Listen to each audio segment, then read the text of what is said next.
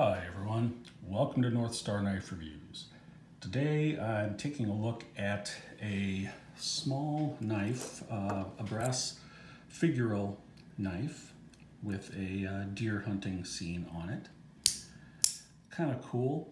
I really like these brass knives. I only have a couple, but I'm always in the market to pick up a few more. Because I think they're just kind of cool, very slim, since they don't have a cover. Basically, it's a liner that has been decorated. So let's talk a little bit about these type of knives. Now I know Tobias Gibson has a number of these, and he's done at least one video on them. I would encourage you to go look that up, check that out. These brass figural knives, the folding ones, first one was made in 1902. Prior to that, there have been a number of these figural pocket knives that have been carved from bone or ivory, and they were popular, but they had to be made individually, and so they were quite expensive. And Leon Cresol, who was the founder of Coupelier Cresol, which is a French knife maker, came upon the idea of using brass to make these figural handles, and he came up with a way that they could be done pretty easily in mass production, and thus much less expensive to produce, but still we were able to have these scenes on them. Now, the original Cresol knife had one blade and a corkscrew, but over time these have often been made with either one or two blades. You can see this is a two-bladed model. Now, this is, well, first let's take a look at the measurements.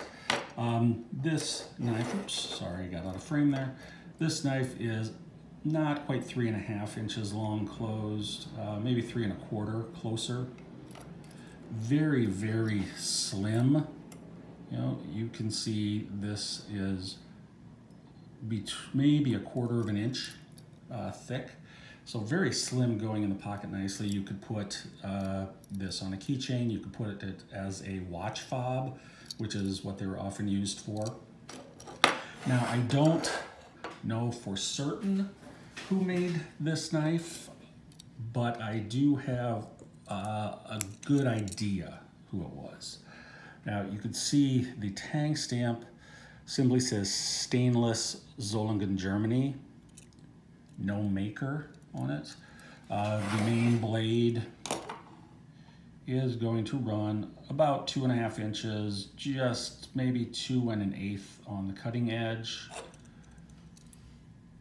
See, it has a nail neck, just a little spear point, a little bit of discoloration, but always in quite good shape. Really strong backspring on this. You can see the smaller pen blade is a little over 1.5 inches with about 1.25 inches cutting edge.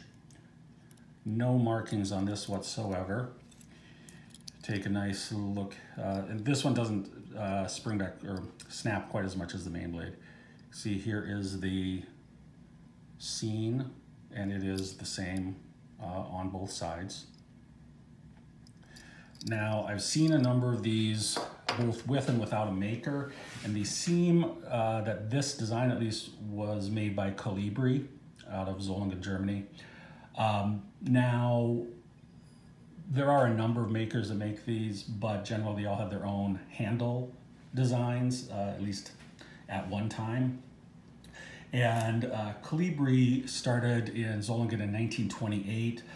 Interestingly, they made a lot of razors and things like that, and have then jewelry, things of that nature as well. They were the company that made the gun for James Bond in the 1974 film Man with the Golden Gun. So the Golden Gun was made by Colibri, who I also believe made this knife. In 2009, Colibri went into receivership. They did come out of that and are still around. I don't know if they are making knives at this point. I didn't go in far enough to research to look at that, but I'm going to guess that this knife is probably from the 1980s, maybe 90s, but still kind of cool, I think.